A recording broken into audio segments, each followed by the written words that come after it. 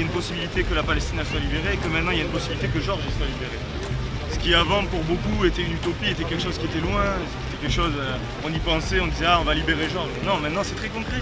Georges il va et il peut et il va sortir. Il va sortir cette prison.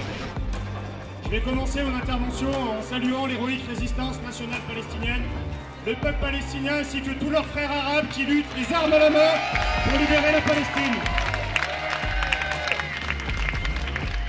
Je tiens également à saluer la campagne unitaire pour la libération de Georges Abdallah qui co-organise cette manifestation avec le collectif 69 Palestine. Gaza ne portera jamais le drapeau blanc de la capitulation. Ni les sionistes, ni aucune criminelle force ne réussiront jamais à briser la volonté de la résistance à Gaza. Georges Abdallah. Georges Abdallah, c'est un communiste libanais, un combattant pour la Palestine qui a pris les armes et il est enfermé en France depuis 40 ans malgré le fait qu'il soit libérable depuis 1999 et pour une seule raison, c'est qu'il a refusé de renier ses idéaux et de cesser de soutenir la résistance du peuple palestinien. Également, on a fait cette manifestation à Lyon parce que mardi prochain, on va être deux à passer en procès, moi et un camarade, deux membres de la Ligue de la Jeunesse Révolutionnaire, car le 7 octobre 2022, ça s'invente pas, on est rentré sur le stade de foot à Lyon pour interrompre un match de foot en portant le drapeau de la Palestine et le t-shirt de Georges Abdallah. Donc aujourd'hui, ce qu'il faut se dire, aujourd'hui, c'est pas une manifestation. Aujourd'hui, c'est une marche de combat en réponse à l'appel de la résistance du peuple palestinien et rien d'autre. C'était promis de ne jamais porter le drapeau blanc de la honte, de renoncer à soutenir le peuple palestinien, parce que le peuple palestinien n'a jamais porté le drapeau blanc de la capitulation. Et on peut voir aujourd'hui, en étant si nombreux, si nombreuses, qu'on a tenu notre parole et qu'on la tiendra le temps qu'il faudra.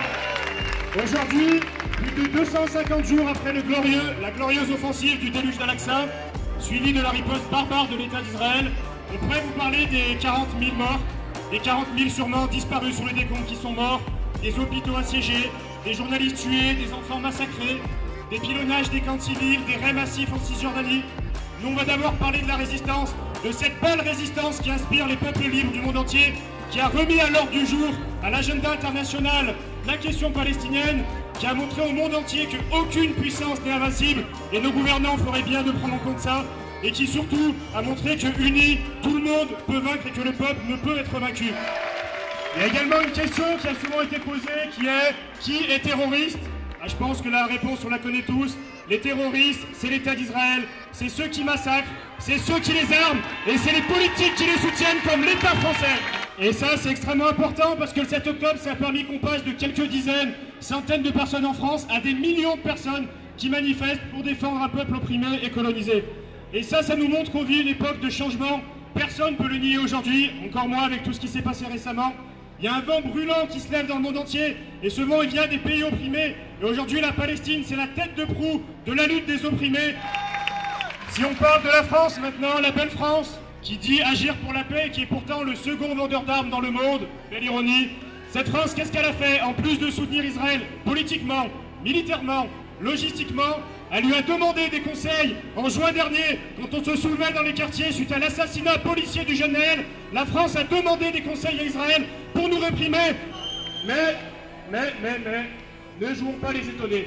Depuis quand la France, les gouvernements de droite comme de gauche, sont-ils du côté du peuple? Pendant la réforme des retraites, lorsqu'ils nous volaient des années de vie au travail, pendant la Sainte-Soline, lorsqu'ils ont fait issuer des manifestants, pendant la France coloniale, lorsqu'ils ont opprimé et massacré des millions de personnes.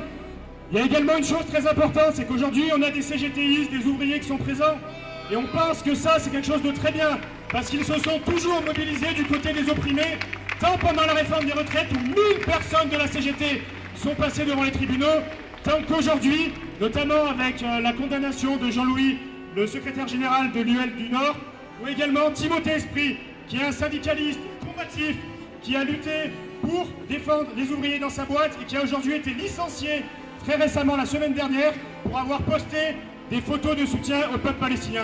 Et nous, face à ça, on peut dire à Timothée aujourd'hui, et à tous les ouvriers, et à toutes les personnes devant les tribunaux, qu'on ne cessera jamais de lutter pour le peuple palestinien.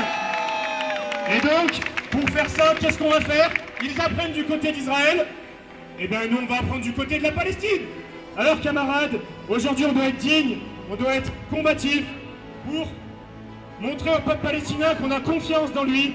Parce qu'il y a une chose à se rappeler, c'est que les résistants, ils ne tiennent pas seulement des fusils dans leurs mains, mais ils tiennent principalement les clés du retour et les portes des maisons volées seront de nouveau franchies. Et camarades, le temps où nous irons à Jérusalem pour fleurir les monuments de la libération se rapproche jour après jour.